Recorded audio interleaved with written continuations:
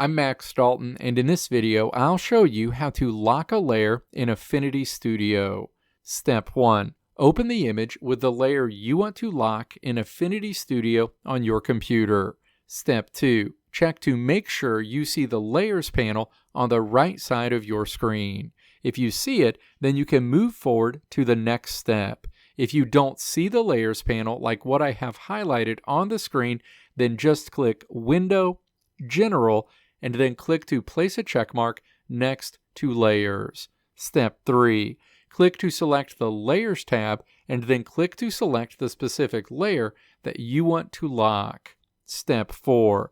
Click the Padlock icon at the top of this section.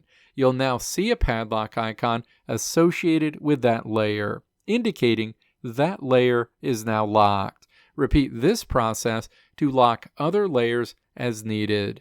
You can unlock an individual layer at any time by clicking the padlock icon associated with a layer to remove it. If you have a lot of layers locked and you want to unlock all of them, you can do that by clicking Layer and then Unlock All.